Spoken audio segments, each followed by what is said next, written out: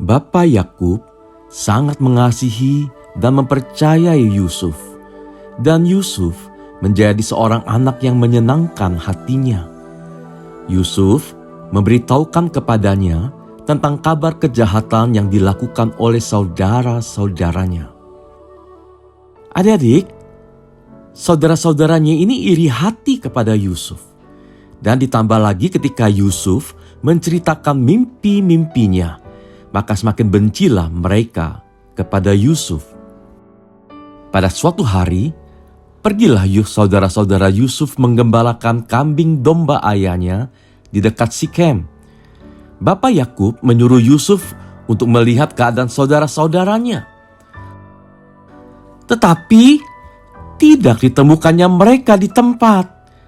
Rupanya mereka telah pergi ke tempat yang lain yang bernama Dotan. Nah, Yusuf pergi menyusul saudara-saudaranya ke daerah itu. Dari jauh, saudara-saudaranya telah melihat Yusuf berjalan mendekati mereka. Lalu mereka membuat satu rencana.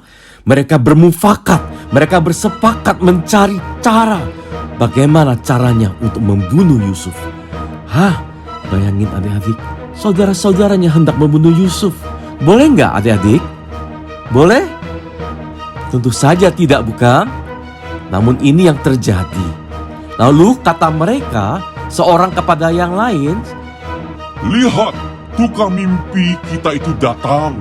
Sekarang, marilah kita bunuh dia dan kita lemparkan ke dalam salah satu sumur ini. Lalu kita katakan, seekor binatang buas telah menerkamnya. Dan kita akan lihat nanti bagaimana jadinya mimpinya itu." Setelah Yusuf mendekat, mereka langsung menangkapnya. Ada apa? Tolong, jangan apa-apakan aku. Jangan apa-apakan aku. Mereka melepaskan jubahnya yang maha indah itu. Tolong, jangan ambil jubahku. Ini kan dari Bapa. Sebenarnya, Ruben, salah seorang kakaknya yang lebih tua, telah berusaha supaya mereka tidak membunuh Yusuf. Menyarankan mereka cukup melemparkan Yusuf ke dalam sumur di padang gurun itu. Dengan maksud, nanti dia akan menolong dan mengeluarkan Yusuf dari sumur itu. Jangan, tidak! Akhirnya mereka tidak membunuh Yusuf dan melemparkan Yusuf di sumur yang tidak berair itu. Ketika Yusuf dibuang ke lubang sumur, dapat berarti bahwa ia akan dibiarkan mati perlahan-lahan karena kehausan dan kelaparan.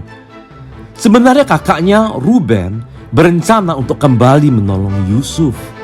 Kemudian lewatlah suatu rombongan orang Ismail datang dari Gilead dengan untanya untuk mengangkut barang ke Mesir.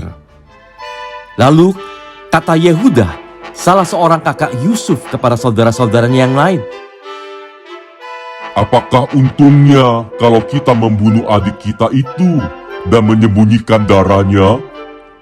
Marilah kita jual dia kepada orang Ismail ini. Tetapi janganlah kita apa-apakan dia, karena ia saudara kita, darah daging kita." Dan saudara-saudaranya mendengarkan perkataan Yehuda. Akhirnya adik-adik sekalian, Yusuf dijual seharga 20 sikal perak dan ia dibawa ke Mesir. Adik-adik, kalau engkau menjadi Yusuf, apa yang engkau rasakan? Ketika engkau diambil, dilemparkan ke sumur, lalu engkau dijual sebagai budak, bagaimana perasaan kalian?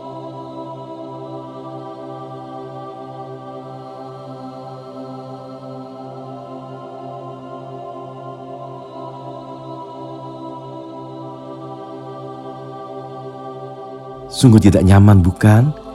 Dan bisa jadi kalian sedih, marah, dan jangan-jangan timbul benci dalam hati kita. Bagaimana dengan Yusuf? Nah, adik-adik sekalian, kita lanjutkan ceritanya. Ketika Yusuf dijual dan tidak ada lagi di dalam sumur itu. Ruben sangat terkejut ketika ia mengetahui bahwa Yusuf sudah tidak ada di dalam sumur lagi. Dan dia sangat susah hatinya dan merobek bajunya sebagai tanda duka. Sekarang bagaimana caranya mereka untuk memberitahukan kepada bapaknya, Bapak Yakub? Mereka punya rencana.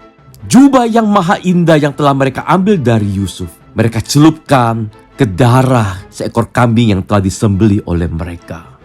Kemudian mereka menitipkan kepada orang untuk membawa jubah yang maha indah yang sudah dicelup dengan darah kambing itu kepada bapa mereka, Bapak Yakub, sambil mereka menitipkan pesan. Apakah benar ini adalah jubah yang Bapa berikan kepada Yusuf? Ketika Yakub melihat jubah yang telah berlumuran darah, Ini jubah anakku. Binatang buas telah memakannya. Tentulah Yusuf telah diterkam. dan Yakub mengoyakkan jubahnya, lalu mengenakan kain kabung pada pinggangnya, dan berkabunglah ia berhari-hari lamanya karena anaknya itu. Bapak Yakub sangat sedih dan dia berkabung. Tidak mau dihibur oleh siapapun, termasuk oleh anak-anaknya laki-laki dan anaknya perempuan. Adik-adik, Bapak Yakub merasa sangat kehilangan. Kasihan bukan? Bapak Yakub ditipu oleh anak-anaknya sendiri.